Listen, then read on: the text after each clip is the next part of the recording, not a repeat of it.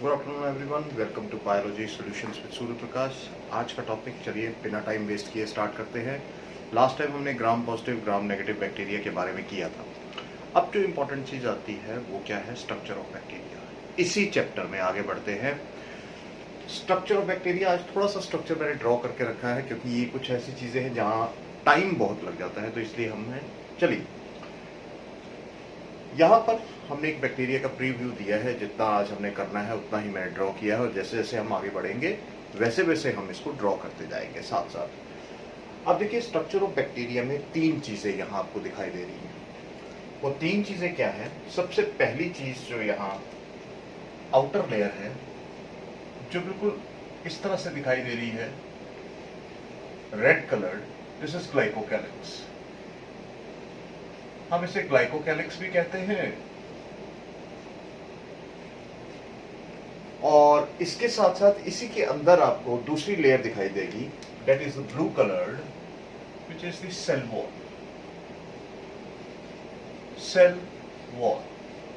और तीसरी layer black colour में हमें दिखाई दे रही है अंदर, this is this one, black colour is cell membrane और प्लाज्मा मेम्ब्रेन। अब देखो, आज ये तीन इंपॉर्टेंट लेयर्स है। इसका मतलब बैक्टीरिया जो है, स्ट्रक्चर ऑफ बैक्टीरिया के ऊपर तीन लेयर्स हैं। वो तीन लेयर्स कौन कौन सी है? Glycocalyx, cell wall and cell membrane. चलिए सबसे पहले हम ले लेते हैं द ग्लाइकोकैलिक्स। अब देखिए,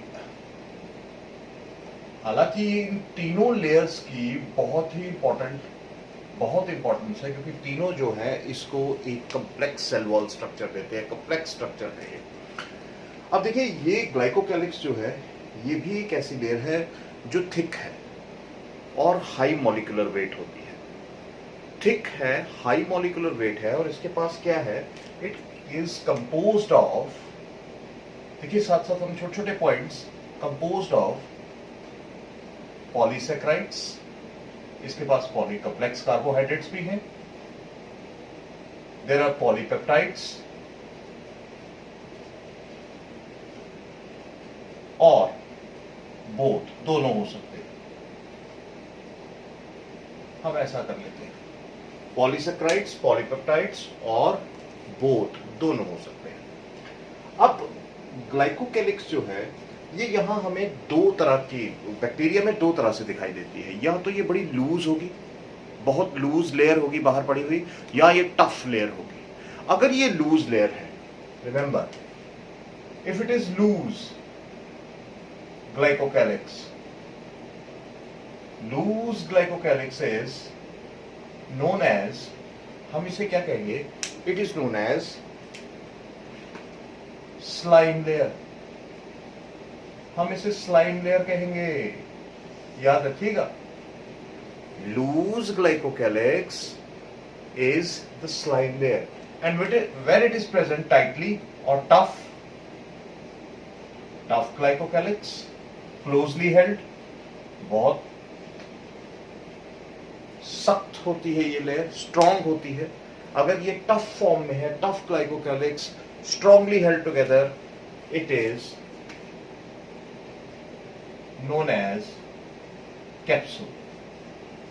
हम इसे कैप्सूल कहते हैं। तो इसलिए हमने एक कॉमन नेम लिखा है। या तो वो स्लाइम लेयर की फॉर्म में हो सकती है, या वो बड़ी ही टफ कैप्सूल की फॉर्म में हो सकती है। पर अब इस ग्लाइकोकैलिक्स का फंक्शन क्या है? What is the function of this very layer, जो ये बाहर पड़ी हुई है रेड कलर में? तो चलिए हम इसके जरा अब फंक्शंस देख लेते हैं कि फंक्शंस क्या है। देखिए फंक्शंस, पहला फंक्शन इसका क्या है कि it protects the bacteria from desiccation and toxins. देखिए, prevents bacteria from desiccation and toxins. देखिए, लाइसिस हो सकती है, खत्म हो सकता है, डेसिकेशन हो सकती है, कहने का मतलब है टॉक्सिन्स से बचाता है। दूसरा यहां एक और इंपॉर्टेंट फंक्शन क्या आता है कि prevents the host phagocytes. The host phagocytes from attachment. देखिए होस्ट जो फेगोसाइट्स है, जहां भी ये बैक्टीरिया जाएगा वहां उसके नेचुरली सेल ईटर्स होंगे, वो कोशिश करेंगे फॉरेन बॉडी को बाहर निकालने की, पर ऐसा नहीं होगा। क्यों नहीं होगा? क्योंकि इसके पास ये एक ऐसी लेयर है glycocalyx, it prevents the attachment of host phagocytes. तो remember very important point. Third देखिए तीसरा पॉइंट क्या है, इट एनहांसेस। अब इसकी वजह से क्या होती है, दे एनहांसेस देयर वायरुलेंस। ये अपना इफेक्ट जो है ज्यादा से ज्यादा डिजीज कॉजिंग इफेक्ट जो है वो कर सकते हैं।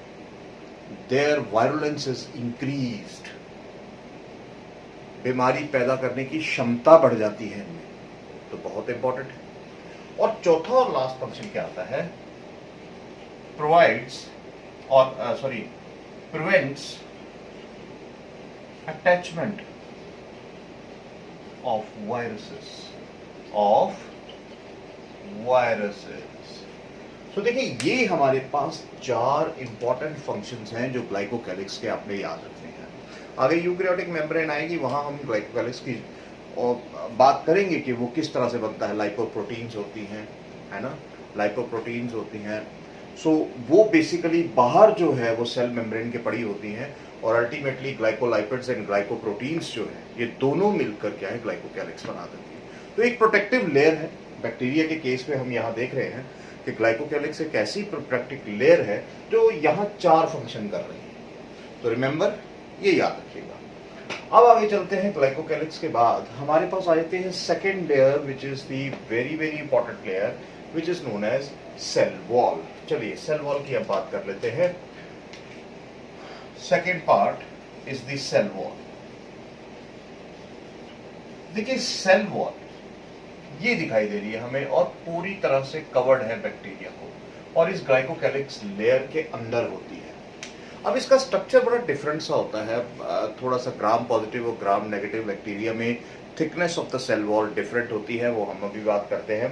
तो देखो ये क्या है, इसके पास क्या है, it consist of very important components known as peptidoglycans। याद रखिए बिल्कुल, ये कुछ चीजें हैं जो देखिए ये अंडरलाइन कर रहा हूं, ये बड़ा इंपॉर्टेंट पार्ट है। एंड पेप्टिडोग्लाइकेंस कैसे लिंक्ड होते हैं, peptidoglycans cross linked by short peptides. छोटे छोटे पेप्टाइड्स है जिनके साथ ये अटैच होते हैं। अब ये वो कौन से पेप्टिडोग्लाइकेंस है जिनके साथ ये अटैच है? पेप्टिडोग्लाइकेंस कौन से हैं, क्योंकि ये एमसीक्यू बहुत इंपॉर्टेंट होता है।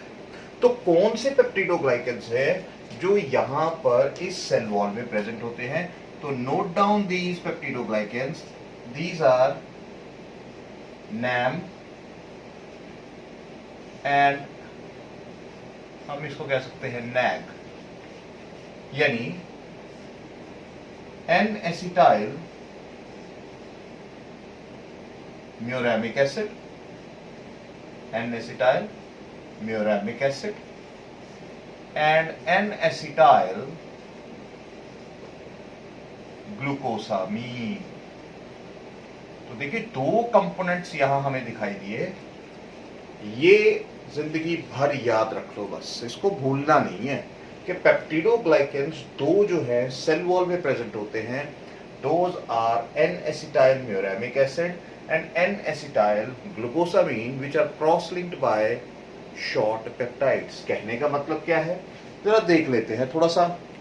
हम कहते हैं ना कि कुछ चीजें, जैसे ये मान लेते हैं, ये यहां हमें दिखाई दे रहा है, ये कोई पॉलीपेप्टाइड स्ट्रक्चर है, इसकी सेल वॉल में ये इस तरह से होते हैं। NAM N-acetyl म्यूरामिक एसिड, इसके साथ जुड़ा हुआ है N-acetyl ग्लूकोसामीन, फिर से इसी तरह से NAM NAG, आगे इसी तरह से चलता है। और इसी तरह से अगर नीचे आ जाए तो यहां पर भी होगा, देयर इज NAM।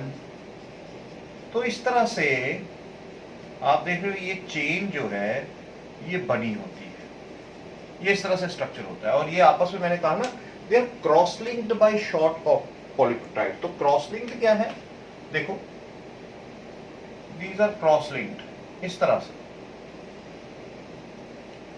तरह से ये शॉर्ट पेप्टाइड्स होती है। These are short peptides.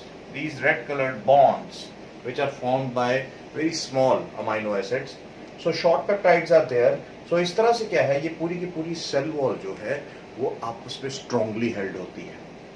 अब जहां तक सवाल है हमारी सेल वॉल की थिकनेस का, तो अगर हम ग्राम पॉजिटिव की बात करें तो देखो ग्राम पॉजिटिव में याद रखिएगा, ग्राम पॉजिटिव में जो सेल वॉल की थिकनेस होती है, जब पेप्टाइडोग्लाइकेन की थिकनेस होती है वो बहुत ज्यादा होती है, ऑलमोस्ट 20 to 80 नैनोमीटर के पास होती है। लेकिन जहां तक हम ग्राम नेगेटिव की बात करते हैं, यहां पेप्टिडोग्लाइकेन की लेयर की थिकनेस सिर्फ 7 to 8 नैनोमीटर ही होती है, यानी कम होती है। और दोनों के सेल वॉल के अंदर स्ट्रक्चर में भी फर्क होता है। चलिए हम देख लेते हैं, हल्का सा एक स्ट्रक्चर देख लेते हैं ताकि थोड़ा सा हमारे माइंड में ये पूरा कॉन्सेप्ट आ जाए कि सेल वॉल क्या है। चलिए ये है, अब देखो ये है हमारे पास ग्राम पॉजिटिव की सेल वॉल। चलिए इसको जरा देख लेते हैं, ग्राम पॉजिटिव की सेल वॉल कैसी है। देखिए सबसे पहले तो बाहर हमें क्या दिखाई दे रहा है, ग्राम पॉजिटिव में ये एक कैप्सूल लेयर है, मान लेते हैं ये एक, मैं यहां बीच में लिख भी देता हूं, दिस इज कैप्सूल। टफ है। अब इसके बाद यहां इसके पास क्या होती है, there is thick peptidoglycan layer. हम ये ले चलते हैं, चलिए इसको मैं ब्लू से ड्रॉ करता हूं ताकि ज्यादा क्लियरेंस हो जाएगी हमें, हम इसके साथ रिलेट कर सकेंगे। ये देखिए ये एक ब्लू कलर सेल वॉल जैसे यहां है, यहां पर भी आपको बिल्कुल वैसी ही एक थिक पेप्टिडोग्लाइकेन लेयर नजर आएगी। ये देखिए पेप्टिडोग्लाइकेन क्लियर। अब उसके बाद इसके अंदर क्या होता है, there is the plasma membrane, यहां प्लाज्मा मेम्ब्रेन,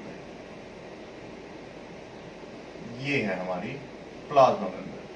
कोशिश की है मैंने समझाने की, तो देखते हैं जरा कितनों को समझ आता है। कमेंट जरूर कीजिएगा कि आपको सेल वॉल के बारे में और बैक्टीरियल आउटर स्ट्रक्चर के बारे में। अब ये ग्राम पॉजिटिव की है, और देखो यहां पर ये जो गैप दिखाई दे रहा है, ये जो गैप है, दिस इज पेरीप्लाज्मिक स्पेस। ये जो स्पेस होती है, this is periplasmic space between the cell wall और द पेप्टिडोग्लाइकेन, या ऐसा कह सकते हैं cell wall and plasma membrane, वहां पर स्पेस होती है। सो पेरीप्लाज्मिक स्पेस, ये ग्राम पॉजिटिव का स्ट्रक्चर है। अब ग्राम नेगेटिव की बात कर लेते हैं। चलिए यहां हम ग्राम नेगेटिव को ले लेते हैं। तो यहां देखो सेल वॉल, मैंने पहले ही कह दिया कि उनकी जो पेप्टिडोग्लाइकेन है वो थिन है, देखो कितनी ज्यादा है, इट इज 20 to 80। लेकिन यहां क्या है, there is capsule, gram negative के पास भी कैप्सूल होगा, ये कैप्सूल है, यहां लिख देते हैं। लेकिन इसके अंदर यहां क्या चेंजिंग आएगी, there is a separate layer called outer layer, यहां एक लेयर होगी, ये एक और प्रोटेक्टिव लेयर होगी, और यहां लिख लेते हैं this is the outer layer. तो दोनों में फर्क देखो, सेल वॉल में दोनों में फर्क देखो, और उसके अंदर फिर आ जाएगी पेरीप्लाज्मिक स्पेस, और यहां पर पतली सी एक लेयर आएगी, दिस इज पेप्टिडोग्लाइकेन, पेप्टिडोग्लाइकेन। देखो दोनों में फर्क देखो, अब दोनों में आप फर्क देखिए, दोनों में फर्क देखो, यही मैं बताना चाहता हूं, और कुछ नहीं है इसको और कुछ समझ, क्योंकि जो चीज हम लिख रहे हैं कम से कम हमें पता होनी चाहिए। और इसके बाद क्या आ जाता है, फिर अंदर आ जाती है, फिर से पेरिप्लाज्मिक स्पेस थोड़ी बड़ी होती है यहां, और ये आ गई हमारी, ये देखो ये हमारी आ गई द प्लाज्मा मेम्ब्रेन। तो ये चीज आपको थोड़ा सा समझना पड़ेगा। और ये जो सारा हिस्सा है देखो, this is the periplasmic space, और इसके बीच में बहुत ही थिन पेप्टिडोग्लाइकन लेयर है। तो देखो दोनों में फर्क है। अब यहां क्या है, अब एक और चीज जो मैं बताना चाहता हूं, अगर आप यहां देखो इस पेप्टाइडो ग्राम पॉजिटिव की पेप्टिडोग्लाइकन के ऊपर, तो आपको यहां क्या दिखेंगे, you will find certain very important substances. ये देखो, ये इस तरह से कुछ स्ट्रक्चर्स दिखाई देंगे। नाउ ये स्ट्रक्चर्स क्या हैं, these are very important components known as teichoic acid. It is a teichoic acid which is very important part of the gram positive bacteria. और ये teichoic acid क्या कर रहा है, देखो बड़ा ही important काम करता है। It acts as, चलिए इसके थोड़े से फंक्शन लिख लेते हैं। वो क्या है, it acts as surface antigens. देखिए याद रखिएगा इसका ये फंक्शन, टेकोइक एसिड का जो कंपोनेंट है which is present at this very cell wall of gram positive bacteria performs the important function of surface antigens, and any change in the temperature and pH, अगर कोई भी change इसके ऊपर आती है, इस बैक्टीरिया के आउटर एनवायरनमेंट में कोई भी चेंज आती है टेम्परेचर और पीएच को लेकर, तो ये उससे भी इसको प्रोटेक्ट करता है। It protects the bacteria from any environmental change such as temperature and pH, तो वहां भी ये प्रोटेक्ट करता है। तो दो फंक्शंस यहां हो गए। So also protects from environmental change. और कौन सी environmental change? changes your pH and temperature. So ये दो functions जो है आपने याद रखने हैं, किसके? Of teichoic acid. अब उसके बाद अगर हम देखें तो टेकोइक एसिड के बाद जब यहां आ जाते हैं, इस जगह पर आ रहे हो आप ग्राम नेगेटिव में, यहां पर क्या है, आपको इस आउटर लेयर में, ये जो आउटर मेम्ब्रेन हम कह सकते हैं, सेल वॉल के बाद छोटा सा हिस्सा होता है, इसके पास क्या है, ये कुछ एरियाज में देखो आप गैप दिख रहा है। देखो ये जो एरिया में गैप दिख रहा है ना, ये गैप, ये जो गैप है, these are basically the gaps called as porins.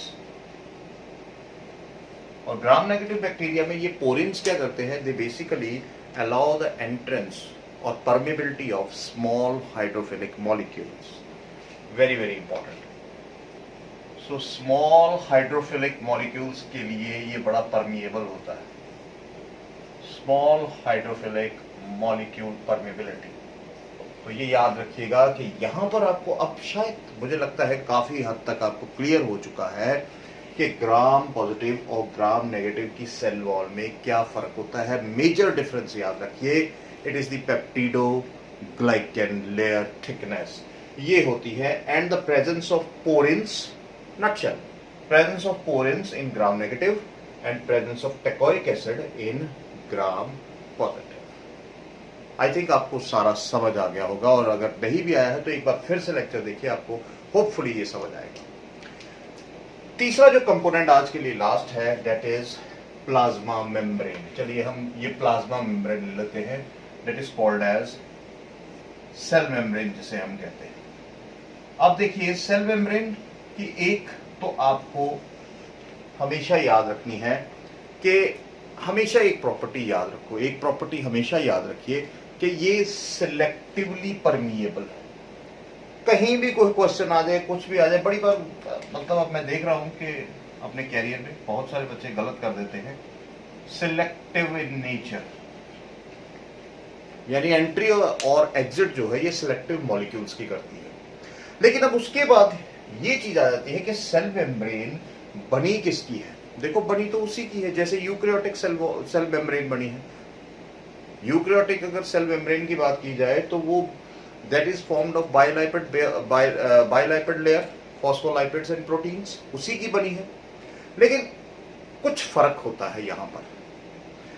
देखो यूकैरियोटिक जो मेम्ब्रेन है, मैं आगे हम पढ़ेंगे फ्लूइड मोज़ाइक मॉडल में, हम पढ़ेंगे कि वहां पर फॉस्फोलाइपिड बाइलेयर होती है, उसके साथ साथ प्रोटीन्स होती हैं, उसके साथ साथ वहां स्टेबिलिटी के लिए कुछ मॉलिक्यूल्स होते हैं जिनको हम कहते हैं those are sterol molecules which are known as cholesterol molecules, है ना। Cholesterol molecules are present in eukaryotic cell membrane.